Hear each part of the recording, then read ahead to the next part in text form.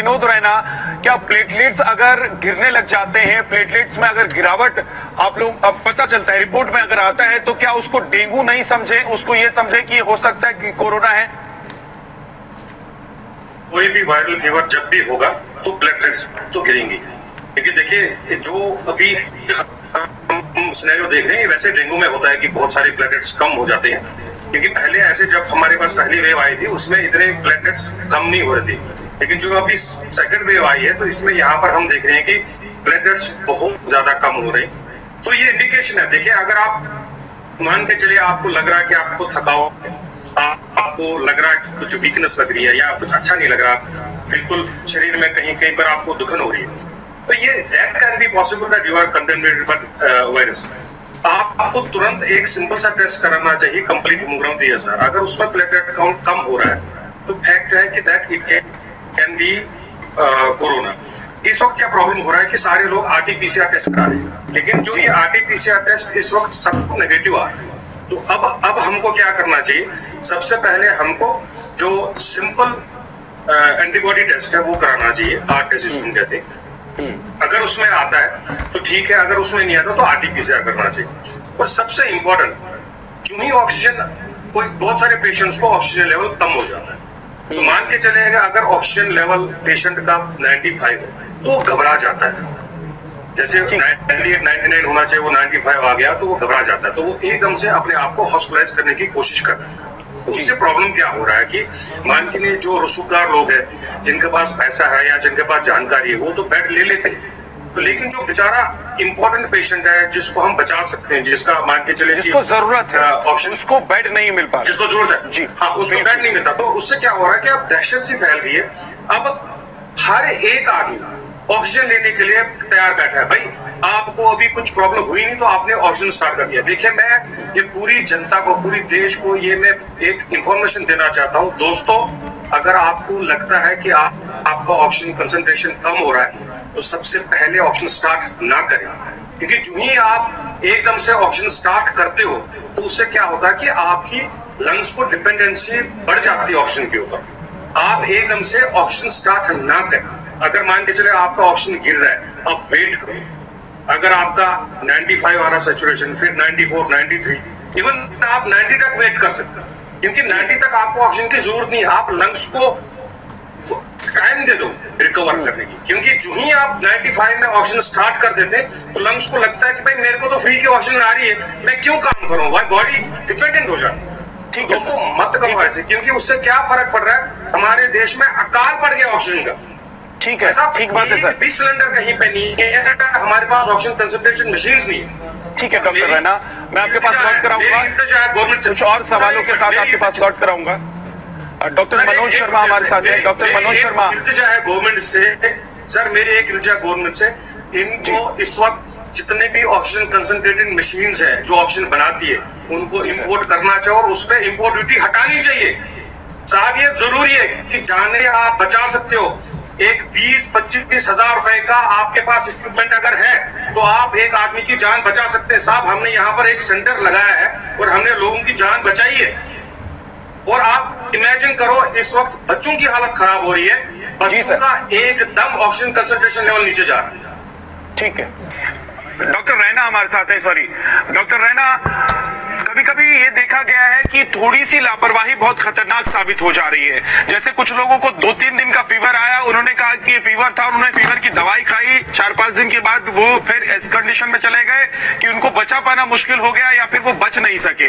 तो ऐसी लापरवाही से बचने के लिए या फिर ऐसी लापरवाही ना हो, अब क्या हमारे दर्शकों को सलाह देंगे? सर बिल्कुल, आपने सबसे पहले टेस्ट करना है। टेस्ट जो ही आप करोगे अगर पॉजिटिव है तो आपको आइसोलेट करना है। और बिल्कुल आप दिन में तकरीबन 3-4 बार आप ऑक्सीजन चेक करोगे कि कितना कंसंट्रेशन है। देखिए सबसे इंपॉर्टेंट, बच्चों में बहुत ज्यादा प्रॉब्लम हो रही है। अब बच्चे तो बता नहीं पाते हैं। अभी हमारे पास 2 दिन पहले एक बच्ची आई, उसका 73% ऑक्सीजन लेवल हो गया था। दैट मीन्स बिल्कुल खेल रही थी और एकदम उसे क्लैप्स कर दी। तो बच्चों को अगर आपको लग रहा है कि फीवर आ रहा है, अगर उनको कुछ परेशानी हो रही है, तो उनको एकदम से ब्रेथलेसनेस नहीं होगी और वो आपको बता नहीं सकते कि आप उसको ब्रेथलेसनेस हो रही है। तो उसमें क्या है कि आप अगर 4-5 बार दिन में आप ऑक्सीजन लेवल चेक करोगे तो आपको इंडिकेशन मिलेगा कि ऑक्सीजन लेवल गिर रहा है। तो वहां पर आप, क्योंकि देखिए बच्चों के जो लंग्स होते हैं बहुत छोटे होते हैं और एकदम से कोलैप्स कर जाते हैं, तो ये बहुत बड़ी प्रॉब्लम होती है, उनको रिवाइव करना फिर बहुत मुश्किल होता है। तो ये ध्यान रखें। बहुत ऐसे, अभी सर ने भी देखो, डॉक्टर भार्गव ने भी अभी बताया कि इनके पास भी कल एक पेशेंट आया था जिनका 73 हो गया था ऑक्सीजन लेवल। तो ये आप बच्चों में भी प्रॉब्लम हो रहा है, तो आप बच्चों को कैसे आप डायग्नोज करोगे? आपको बस खाली ऑक्सीजन कंसंट्रेशन लेवल चेक करना है। और दूसरा, जो बड़े हैं, बड़ों को बिल्कुल प्रॉपर डाइट लेना, हाई प्रोटीन डाइट लेनी है। आप अगर आप नॉन वेजिटेरियन है तो आप अंडे खाइए, एग व्हाइट बहुत अच्छा सस्ता प्रोटीन है, और आप फिश खा सकते हैं। और अगर आप वेजिटेरियन है तो आप पनीर खाइए, आप सोया प्रोटीन ले लीजिए, आप दालें खा लीजिए। प्रोटीन लेवल आपको बढ़ाना पड़ेगा, बहुत जरूरी है। अगर आपके बॉडी में अच्छा प्रोटीन है तो वो आपको बहुत अच्छी शक्ति देगा वायरस से लड़ने के लिए। साथ में आप अदरक यूज कर सकते हैं, आप अदरक का यूज ज्यादा कर सकते हैं, आप लहसुन का यूज ज्यादा कर सकते हैं, आप आंवला खा सकते हैं, विटामिन सी है उसमें। आप अभी अमरूद है आप खा सकते हैं, अंगूर है आप खा सकते हैं, आप जूसेस यूज कर सकते हैं, इनका अगर जूस बना के पी सकते हैं। देखिए, आपको पौष्टिक खाना, हाई प्रोटीन डाइट खाना जरूरी है। अगर आप ये सारी चीजें करेंगे 100% आप इस चीज को जीत जाएंगे। और लेकिन अगर आपको लग रहा है कि ऑक्सीजन कंसंट्रेशन गिर रहा है, घर में बैठना नहीं है। 90 से नीचे आपको ऑक्सीजन कंसंट्रेशन लेवल जा रहा है तो आपको अलार्मिंग सिचुएशन में है, आपको अपने आप को हॉस्पिटल करना ही पड़ेगा। आपको ऑक्सीजन लेने से कोई फर्क नहीं पड़ेगा, आप हमारे देश का ऑक्सीजन बर्बाद कर रहे हैं। अगर आप घर में बैठ के ऑक्सीजन सिलेंडर से ऑक्सीजन ले रहे हैं, आपको लग रहा है कि उससे आप ठीक हो गए, मतलब ही नहीं। अगर आपका ऑक्सीजन कंसंट्रेशन लेवल गिर रहा है और घर में आपको ऑक्सीजन लेना नहीं है, आपको हॉस्पिटल जाना, डॉक्टर आपको डिसाइड करेगा कि किस लेवल पे आपको ऑक्सीजन चाहिए और किस लेवल पे कोई दवाई चाहिए। आपको स्टेरॉइड चाहिए। अभी तो सबसे बड़ी दिक्कत ये हो रही है कि लोगों को हॉस्पिटल में बेड कहाँ मिल रहा है। लोग तो परेशान है हॉस्पिटल में एडमिट होने के लिए, लोगों को बेड नहीं मिल रहा है। खैर, ये एक दूसरी बात है। जी डॉक्टर शर्मा के पास में चलता हूँ। मनोज शर्मा जी में हमारे साथ लोग हैं सर, जो रसूख वाले लोग हैं उनको बेड्स मिल रहे हैं, जो बेचारा गरीब है वो बाहर मर रहा है क्योंकि हमारे पास प्रोटोकॉल नहीं है। सर, अगर एक स्ट्रिक्ट प्रोटोकॉल हो कि 90 से नीचे हम अगर ऑक्सीजन कंसंट्रेशन लेवल है 90 से नीचे अगर है तभी एडमिट करेंगे, उससे पहले नहीं करेंगे, तो साहब ये मारामारी नहीं होगी। आप दिल्ली में आप इमेजिन नहीं करोगे, हमारे पास किसी अस्पताल में ऑक्सीजन नहीं है, हमारे यहाँ पर बेड नहीं है। क्यों? क्योंकि सारे स्टेट से जो भी हमारे पंजाब से पेशेंट्स आ गए, यूपी से पेशेंट्स आ गए, हरियाणा से पेशेंट्स आ गए, सब लोग दिन में 500, 600, 700 एम्बुलेंसेज यहाँ पर आ रहे हैं। तो साहब ये यहाँ के जो हमारा कोटा है वो किसको खा रहे हैं? आप नहीं सर, लेकिन अगर एक मैंडेटरी प्रोटोकॉल बनाओगे डॉक्टर विनोद रैना, क्योंकि अभी ये बहस के लिए हम बैठे नहीं है, ये तो एक बहस का मुद्दा है कि कौन कहां से आ रहा है। देश की राजधानी दिल्ली है तो लोग यहाँ इलाज कराने के लिए आ रहे हैं, लेकिन अभी हम सर फिलहाल बहस नहीं कर रहे हैं। हम तो आपकी राय ले रहे हैं, आपके सजेशन से जो हमारे दर्शक हैं उनको कितना फायदा होगा उस पर हम बात कर रहे हैं। डॉक्टर मनोज शर्मा। डॉक्टर रैना, मेरा आखिरी सवाल आपसे है, संक्षेप में जवाब चाहता हूं मैं आपसे कि क्या ये एक ऐसी पहेली बन गया है कि कल क्या हो जाए समझ में आना मुश्किल है? क्या ये एक ऐसी पहेली है जिसको समझना बूझना अभी डॉक्टरों को, हालांकि डॉक्टर दीपाली कह रही कि 10 साल में बहुत सारी पहेलियां डॉक्टर सुलझाते हैं, लेकिन क्या ये एक नई पहेली है कोविड-19 डॉक्टर्स के लिए?